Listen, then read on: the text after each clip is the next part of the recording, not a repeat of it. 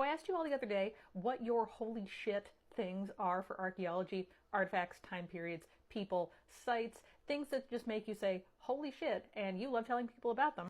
And a lot of people wanted to know more about one of my holy shit items, which is this piece of papyrus right here that has a single word that is most likely in the handwriting of Cleopatra.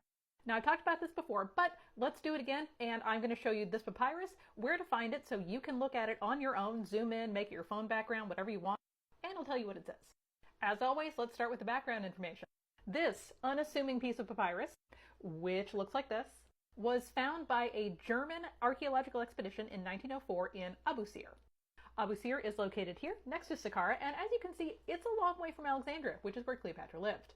The papyrus had been recycled and used as part of the cartonnage of a mummy, and this is a very common thing for papyrus documents because there are so many of them, and after a period of time, people don't know what they say, and they are essentially treated like wadded up newspaper and used for packing or just thrown in a corner. Sometimes they're thrown in a trash heap. And then we get giant piles of papyrus documents like they have in Oxyrhynchus. But anyway, back to this papyrus document. The text is written in Greek, and it is a royal ordinance granting a tax exemption to a Roman gentleman named Publius Candidus, who was a good friend of Mark Antony.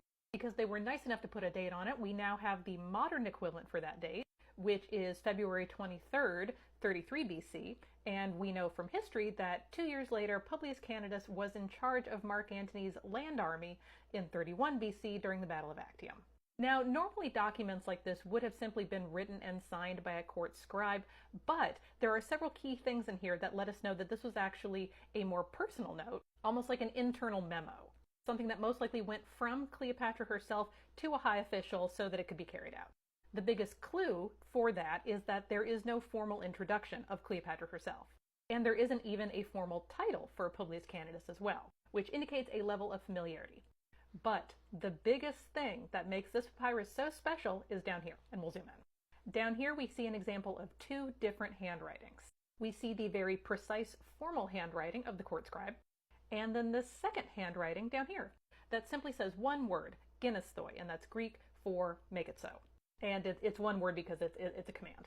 And with everything we know about this letter and the contents and the person that it was meant for, there is really only one person who would have had the authority to make this so, to sign off on it, and that is Cleopatra herself. If you would like to look at this papyrus up close, I will show you how to do it.